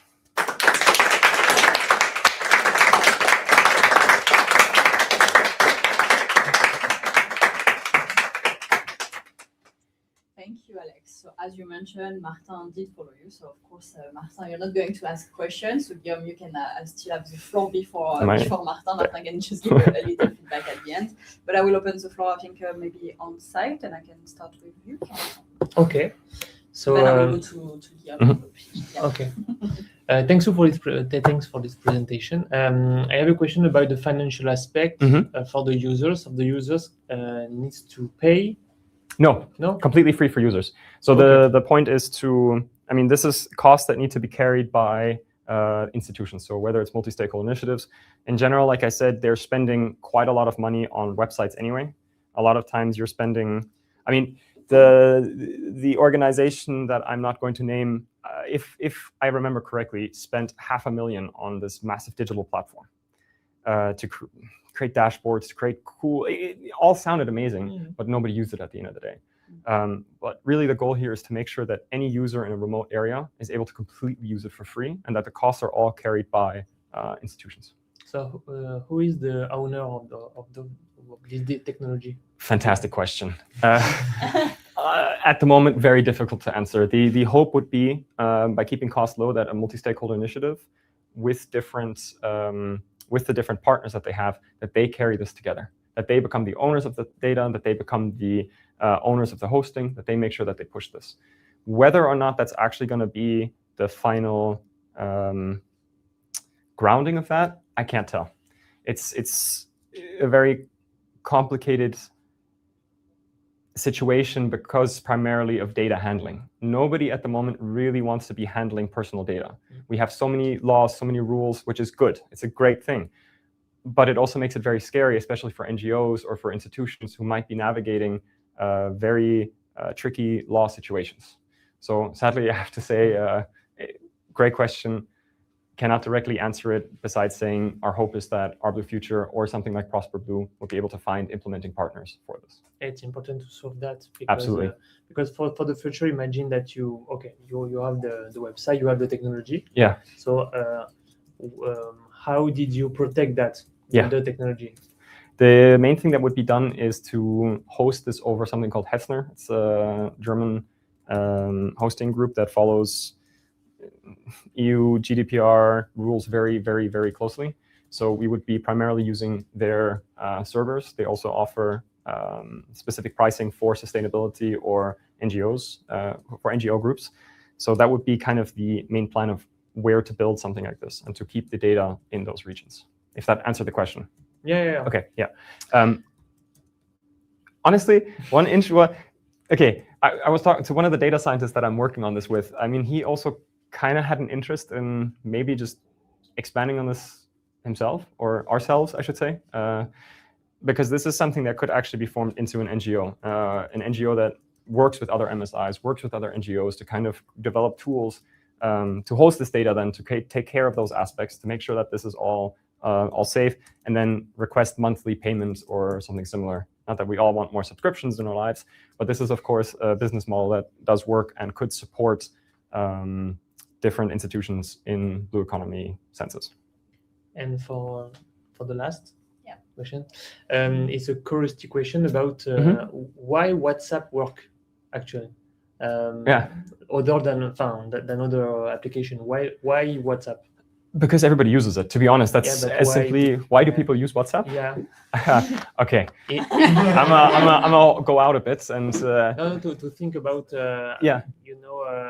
maybe a better application or why WhatsApp works. I mean, first of all, WhatsApp is incredibly simple to use, right? But more importantly, many years ago, Zuckerberg, we all love him. What he realized is that if he were to provide people with internet for free, he'll sound like a saint. Except, of course, that this was tied to a very specific rule. You could use the internet for free if you were on Facebook and WhatsApp. So free internet to a lot of people, I think there was like a survey that was done in Indonesia in 2010, or something similar like that, where they surveyed people and asked, what's the internet? And they replied, Facebook. So it was a thing that, so first of all, the proliferation of WhatsApp in a lot of regions was because of this, especially in more rural areas. The other reason that WhatsApp is so popular is because other people are on it, right? We all use WhatsApp because our friends are on WhatsApp, because it's easy to use and our friends are there. We want to stay there as well. So that's the kind of classic social media dynamic in general anyway. But it's also why, as bad as these things are, we can kind of leverage this for ourselves to try and build something that can directly reach people. Yeah, my reflection is about the future long term. When I was young, Facebook was just created. Yeah. So everybody used Facebook and Messenger for discussed, and then Instagram began, and then WhatsApp extra. So for the future, maybe WhatsApp is going to be changing, or another application is going to. So if all the technology is based on one application, so maybe it's dangerous to have just one input. Absolutely. So yeah, it's my reflections about that. No, this is a massive point, actually, especially technology nowadays with how quickly it evolves.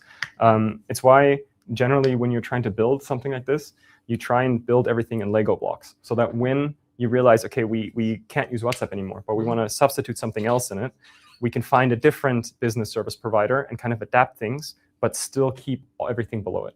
So it is something that, if it happens, is unbelievably scary, and it sounds simple now, but it is something that can be solved. Okay. Yeah. But thank you very much. Honestly, it's a really good thought. Thank you. Thank you. Okay. Guillaume. Yes, thank you. I have two questions for you. Thank you very much for the presentation. The first one, in the next steps, You mentioned some interviews and questionnaire. What is your strategy about that? What is the size of the sample of people you will interview, in which country? You already have a strategy for that? The strategy for now is to look at 10 people in blue economy aspects. There's no specified, like that they're 3 fishermen or 3 tourist providers or something similar. It's the only specification so far is that they work in blue economy context and that their livelihoods are fully dependent on the oceans, because that's kind of the target audience at the end of the day. So that's the aspect of who. In terms of how, we have it in 2 sections. We've got interviews with 10 blue economy people, and we have a bunch of questionnaires that we hope to basically pass out across more if possible. So that, for example, these are things that can be shared by the 10 people that we interview, that they don't have to answer the questionnaires themselves, but that we get a greater variety of answers. Thank you. And second question, it's more about some, let's say, ethical and environmental aspects of AI. Sorry, maybe it's a question of a too old guy who is not keeping up with technologies such as you young people. But yeah, so let's say that you said that in the future, if everything is going well, you are reaching for 3,000 monthly users per month. Let's say it's way more than that. Did you think about the balance between the benefits that such project will bring to the individuals using the tool versus the environmental impact that use of AI can have with all that we hear this day about construction of data center and land reclamation, the use of water, the use of electricity? Is it something that you balance to see that at the end of the day, the project will have more benefits to local people, that it has a negative impact on the environment? I'm going to be really annoying and answer this with a yes and no. Yeah, absolutely. I mean, I mean, as you said, like, especially with the data centers being built up across different regions. I mean, recently one in Arizona where there's no water and they need water cooling to cool everything. We're not even going to talk about the energy consumption that is necessary for these things.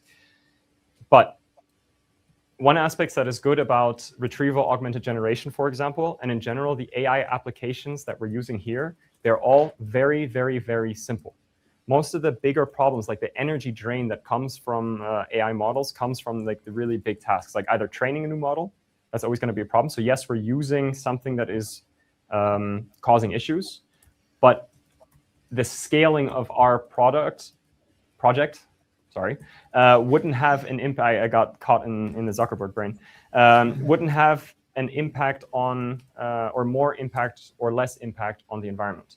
That's why yes or no. We don't have more or less impact at the end of the day with scaled users. We just immediately have an impact, and that is always going to be a problem.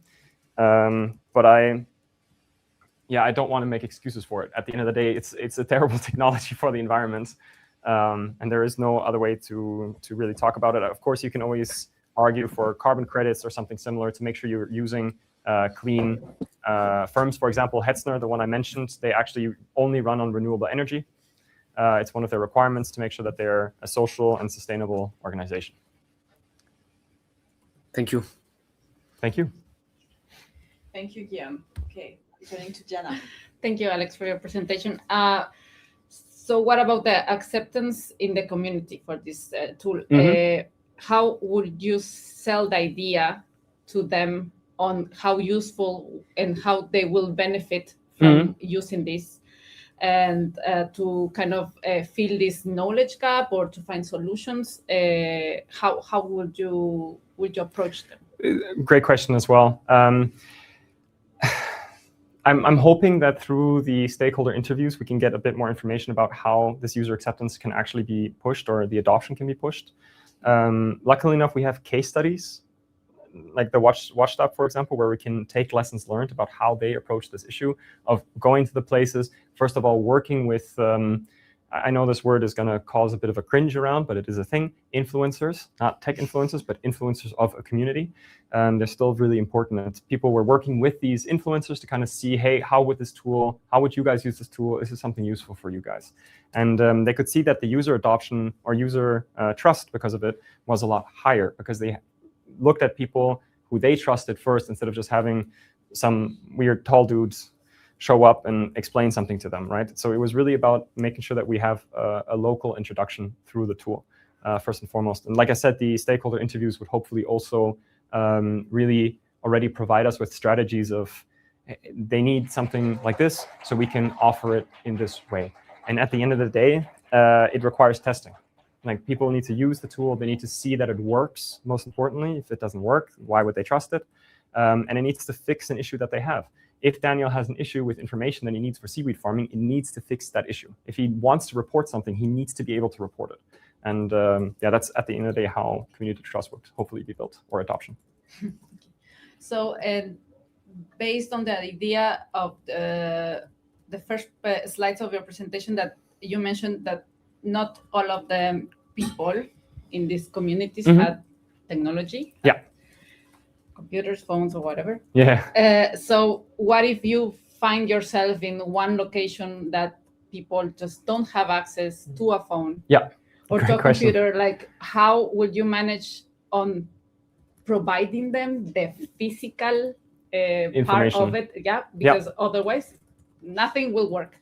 Yeah, exactly. What if the mobile network goes down, right? What if a storm comes and knocks down every mobile network in the area? What's the use of the tool? And also for some, because we're talking about remote locations. Yeah. So what if they don't need phones or computers because they don't have Wi-Fi, they don't have internet. Yeah. So how would you approach or solve this? No.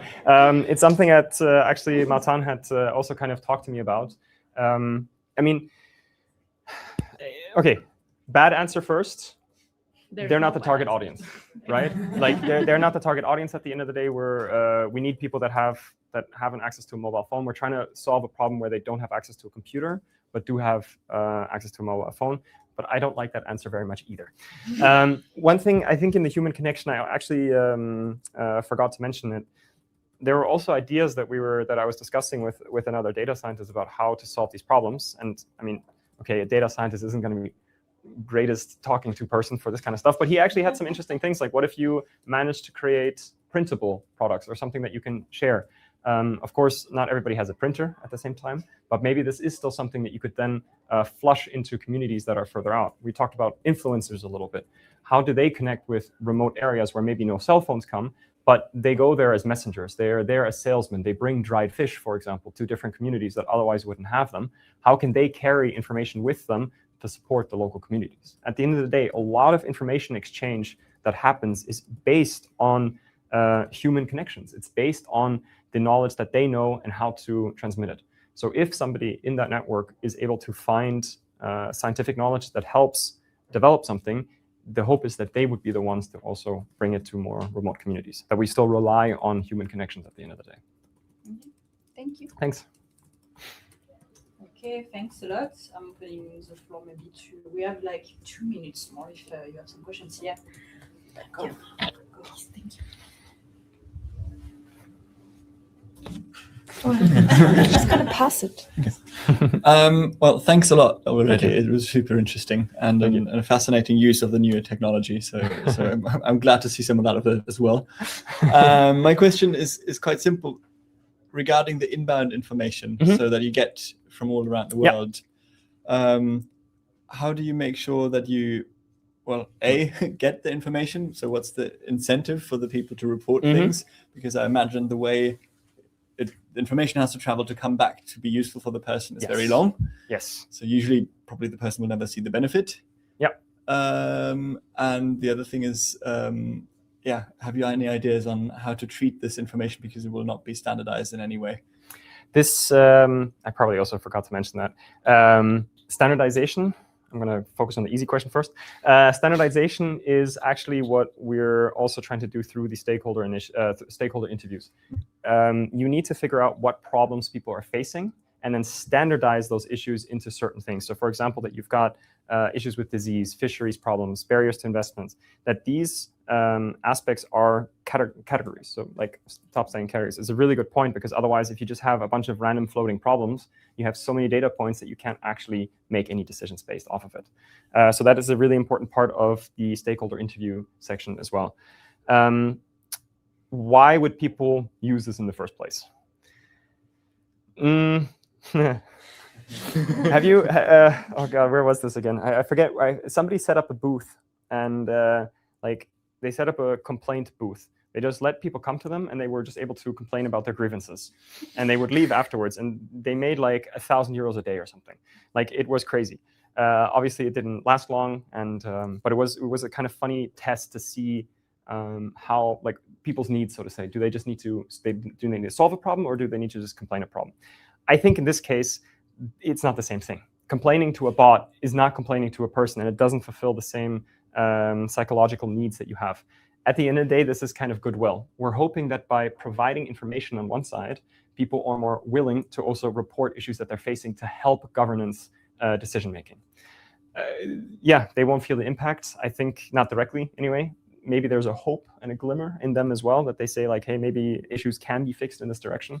And we rely very heavily on that glimmer. Yeah. Thanks a lot. Thank you very much.